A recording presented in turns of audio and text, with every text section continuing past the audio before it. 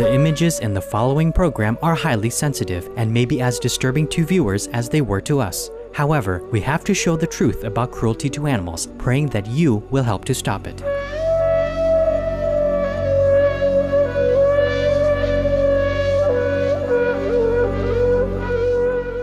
On this week's edition of Stop Animal Cruelty, we'll find out about the barbarous killing of our wonderful, noble feathered friend, the duck.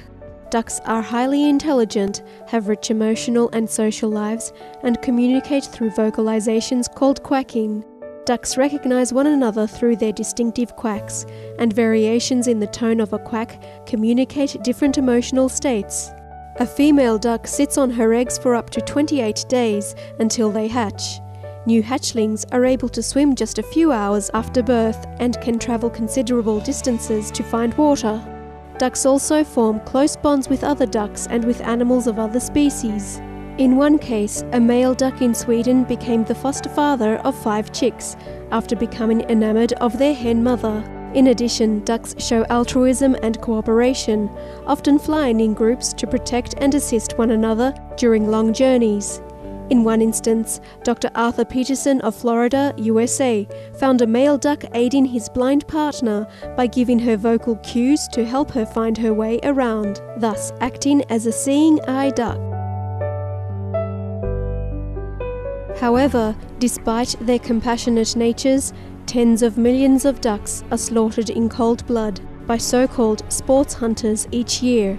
In the US alone, the animal welfare group In Defense of Animals estimates 14 million ducks are murdered by shooters annually. Besides being decimated by hunters, duck populations are facing tremendous pressure from their habitats being substantially reduced in size due to climate change, land development, and drought.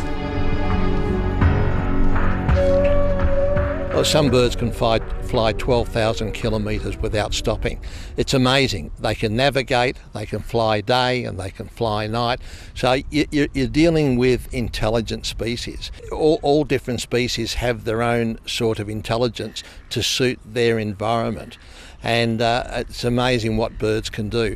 But of course, when they come here to Victoria, there's a good chance they'll get shot either legally or illegally by duck shooters. Laurie Levy is the campaign director of the Coalition Against Duck Shooting, a non-profit group in Australia that for over 25 years has wholeheartedly strived to protect these beautiful, sensitive beings. Well, we started the campaign in 1986 to bring an end to the terrible injustice of guys going out there with semi-automatic shotguns and blowing away Australia's beautiful native water birds. And in those days, Victoria was the capital of Australia as far as duck shooting went. We had something like 95 to 100,000 duck shooters in this one state alone.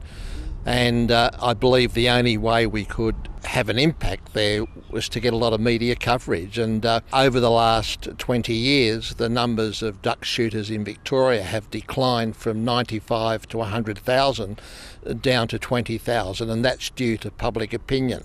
And also in that time, 3 other states in Australia, Western Australia, New South Wales and Queensland, have already banned the recreational shooting of native water birds. A Morgan research poll conducted in October 2007 showed that 87% of Victorians want the recreational shooting of native water birds banned. Duck shooting is a brutal practice with the sole objective of killing, maiming, injuring and capturing as many ducks as possible. Most hunters use shotguns to kill the birds, and some use semi-automatic weapons if allowed by law. A shotgun sprays hundreds of burning, piercing pellets at one time and increases the chances of injuring or killing a duck or any other bird in the vicinity. Typically, when a flock of ducks takes to the air, a hunter will fire multiple shots at the flock, causing hundreds of red-hot pellets to spray into the birds' fragile bodies and severely injure or kill them. Those birds suffer horrific injuries. If you can imagine being blasted with a shotgun. Duck shooters fire about 200 pellets at them, so anything from 2 or 3 pellets to 200 can hit a bird. Now, if 2 or 3 pellets hit, pellets can be lodged next to a nerve or a bone. It can shatter a bone. So birds suffer shocking injuries. They get shot through the eye. You see them with their bills blown away. They're shot in the body. They have legs blown off. And it's really a barbaric type of activity.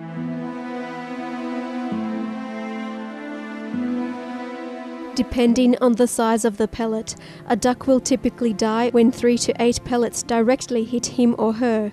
However, many of the other birds caught in the radius of a shotgun blast may also be struck by the lethal pellets, causing tremendously painful and often crippling injuries. The mutilated birds may be able to continue flying in dire agony, but will eventually die from their wounds in a slow, painful death. For every 100 ducks shot, 150 are injured and meet this gruesome fate. Yet, other maimed ducks, unable to fly, fall to the ground and suffer further harm upon impact. The hunters then go in search of the downed animals, and once they're found, viciously shoot the helpless birds again or savagely twist and break their necks. Approximately 66% of ducks downed are not dead upon retrieval, and those that are not located face a slow, anguished death from bleeding, starvation, trauma, disease and exposure to the elements. According to research done in North America, 20 to 40% of ducks and geese hit by shotgun pellets, regardless if they die immediately or are wounded, are never retrieved by shooters. Due to the indiscriminate nature of shotgun blasts and the utter callousness of hunters, many non-targeted and protected birds are inadvertently killed in bird hunting. Furthermore, thousands of shotgun pellets, which are sometimes made of highly toxic lead, litter the wilderness and are accidentally ingested by unsuspecting wildlife who die from lead poisoning after weeks of unbearable suffering. Western Australia banned the recreational shooting of native water birds in 1990.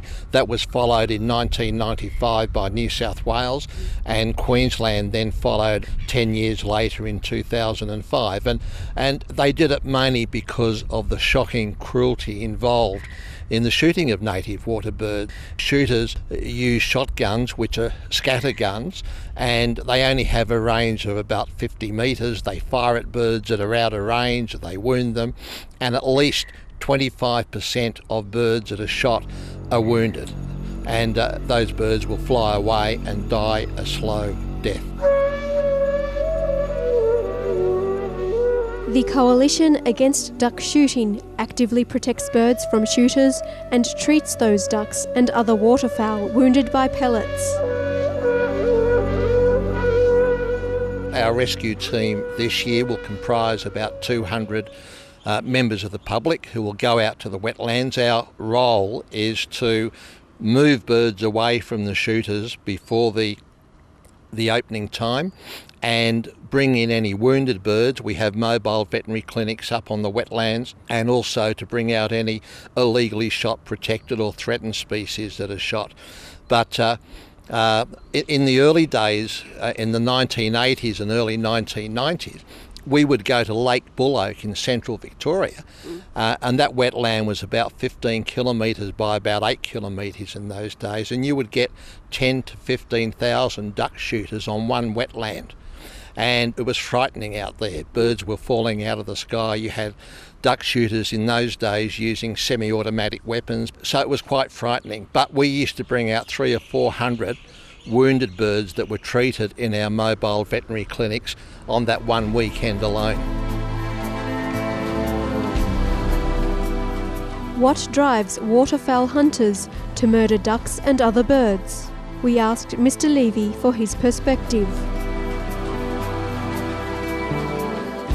I see duck shooters being similar to arsonists.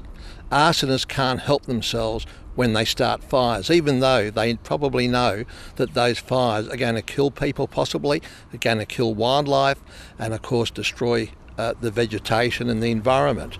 Duck shooters also can't help themselves, and that's why they illegally took water last year from the Latrobe River. They wanted birds to shoot, and they were prepared to do anything to get those birds there on their property to shoot. So native water birds have always had a really tough time.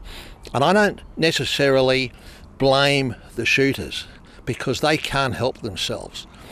But I do blame politicians that allow it to happen. And politicians, with one stroke of the pen, could put a stop to that brutality and that suffering permanently, as 3 other states in Australia have already done.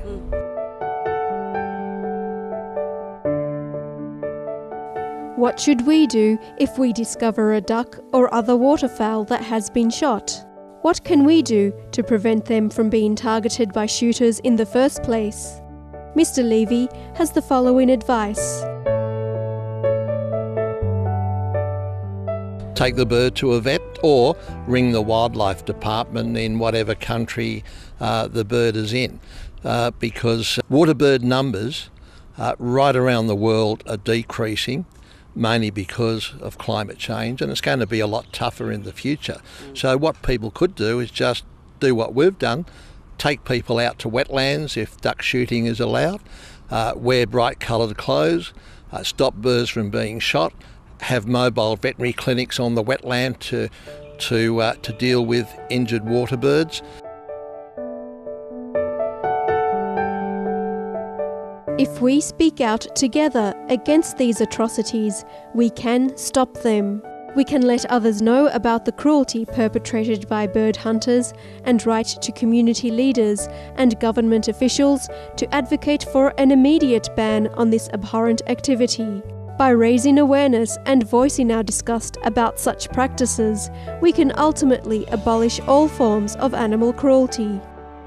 Laurie Levy, we truly appreciate what the Coalition Against Duck Shooting is doing in the state of Victoria to safeguard ducks and other waterfowl from shooters. May your ultimate goal of a hunting ban in Victoria soon be realised, with the result of several 100,000 precious duck lives being saved each year.